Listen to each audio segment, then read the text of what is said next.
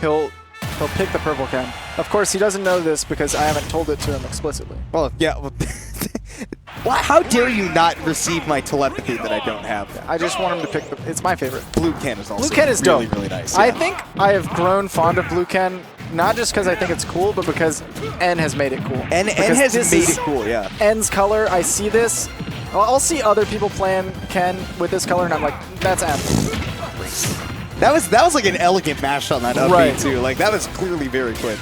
So right now, we're seeing a lot of control out of N in the corner. You want to pay attention to how he's covering these ledge trumps.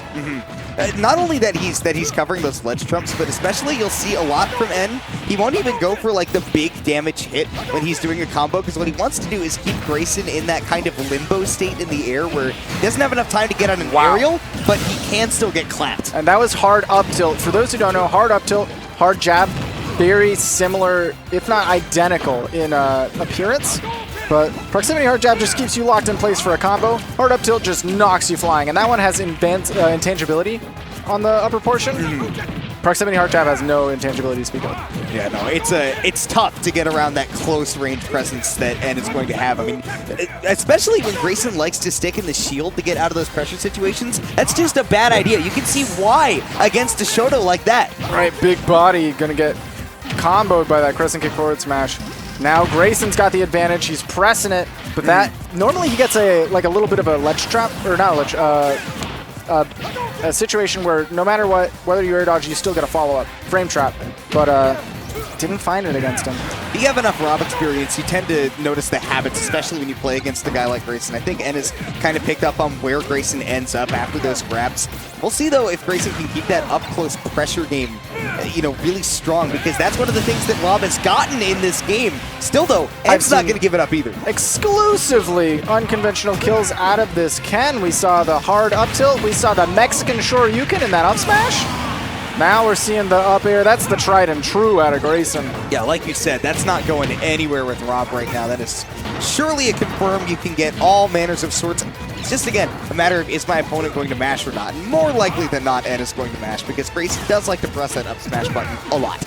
My goodness, but in the corner, this is where Ken thrives. Look at him putting on the damage. That autocorrect got him to be able to get that grab back throw, put on some damage, a lot of range distance to it. Yeah, autocorrect does a lot for you. It's not even just the spam down tilt and let it fly like a lot of people think it is, but it also can be if you want it to be, and then you can connect into that roundhouse, which that is such a nice confirm when you're playing Ken specifically, that kind of like mid-percent kill. He has a very reliable kill confirm on a lot of people, where I think Ryu lacks a lot of that, as well as the movement speed. That distance of down tilt, almost nothing else connects. I know that from a little bit further away than sweet spot Shoryu range, Ryu's can go for Tatsu and still connect, but I don't know if that would have even connected against R.O.B there in that situation from that shallow of a down tilt. Unlike Zac Efron, I would not bet on it. Right, and that down tilt, when it combos into the roundhouse, it almost never looks like it should hit, but it's so sweet to watch. Well, it's sweet to watch that, and once again, kind of demonstrating why that patience is so necessary with the Shotos. He went and he waited after he got that double hit. He wanted to see if he could get something else to carry Grayson further off the stage, and that time, see, he didn't go for that downer like that last time. He wanted to see if he could get something a little bit more extended. And now, still able to find out of the corner. That gyro giving Grayson a lot of assistance. You saw that N was just kind of dashing, and when Grayson spot dodged, he did run through. Great DI. Grayson has played against Ken long enough to know how to get into the corner on that roundhouse every single time. Not going to get any follow-up off of the down tilt now. Ken N pressing his advantage of this corner. He's got the nair. I like that initially he played close to the gyro as it was still out, to keep Grayson from immediately jumping over him and getting back to it. That's the only acceptable time when it's okay to be between R.O.B and a gyro, is when the R.O.B is at the ledge. Otherwise, your priority number one is to not be between the R.O.B and the gyro. Yes, and N is finding so many jump-ins here, catching the cadence. Whoa, that's a catch from Grayson. Yeah, no, he went way high up there to catch him. And it's, again, especially N has been jumping around a lot. He's been liking to keep into the air because he's getting a lot of combo starters out of that. Wow, Grayson barely narrowly avoided death. Absolutely, could have been big. They dropped down from that Tatsu Met. There was a follow-up for N. The silliest looking Shoryu didn't cancel off of the second hit of the jab, but now he's still in a ledge trap situation. N could end this stock. And I would not be surprised to see that Smashville platform be the crux of that. Remember, this is a 3 out of 5, so Grayson is not sitting on his winner's bracket stock, but it's starting to look a little bit that way because N just keeps pulling ahead in these games. He's forcing Grayson to approach with this R.O.B, and that is the last thing you want to do against the Shoto. Looks like with that recent patch, that parry does allow him to auto turnaround off the parry, get a punish. Look at this damage. Lots of damage. Again, N's not going to go for those big finishers. He does like to see if he can rack up the extras, the little bits and pieces. Those down tilts mashing after that roll because he saw Grayson committed to movement. Now N stuck at the ledge, finds his way between the gyro and the R.O.B, finds his way to control the center. And I like that he didn't chase Grayson because, again, your #1 priority when you're playing against a R.O.B that has a gyro on stage is to not get caught in between, but that doesn't even matter for N if you can just catch your opponent in that threat zone above where you're sure you can't hit.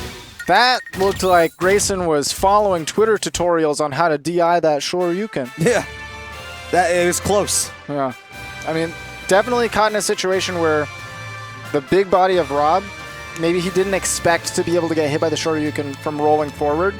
So, got clipped where he wasn't expecting to, holding a direction he didn't want to be holding when he got hit by Shoryu. And R.O.B is a big boy. He is a big boy. R.O.B is a big boy. He'll get hit by that Shoryu often. Has a horrible gas mileage. Definitely need to put a lot of gas in that tank. Yeah, you're wiggling the stick on that up B is not going to help you all the time.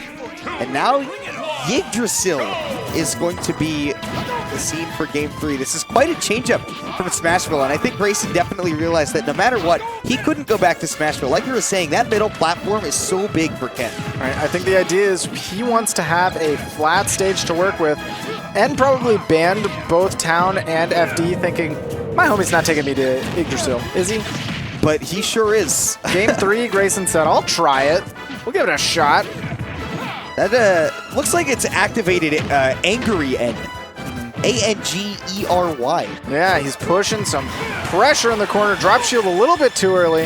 That wasn't the best DI by Grayson on that roundhouse either. We saw that normally he goes straight into the corner. That time wasn't even close. Did not expect the roundhouse to come there. Ooh, gotta expect that arm rotor to come out eventually, though. Multi-hits do blow up Shotos often. Forced to Tatsu, that means that this could be death, and Grayson can stay out there as long as he wants to. He reversed himself with that up special as well, so he could set up for the back air instead of just dainty little fares here and there. Now, N's gotta fire back. He's chasing Grayson high. Shoryu doesn't quite find its mark, but that down air will eventually not get the job done. Yggdrasil has some huge blast zones. That's pretty big, and especially when you were so far, or so close to the stage, and you got so far to DI across the stage, you can make it, but ain't gonna be making it right there. Like you said, there are a lot of confirms that N can custom into, especially at a kill percent like that, to kill a R.O.B, but he is continuing to get these spaghetti arms. His up air is actually so stale, that's nuts. Yeah, that did like 5%. That hurts. Oh, that hurts too.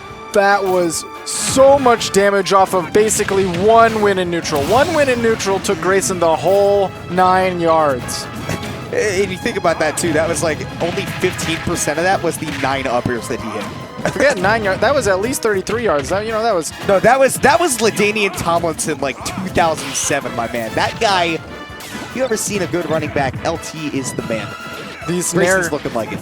Nair could have been big. Doesn't find the mix-up afterwards, though, but N is slowly building this damage back. Doesn't find the crescent kick into the forward smash. You know what? I think Ken is a fine character. I think that he is quite good. Oh my gosh, he gets hit by that gyro and now forced to Tatsu. That's an easy edge guard for Grayson, but can he finish the job? It looks like he will be able to.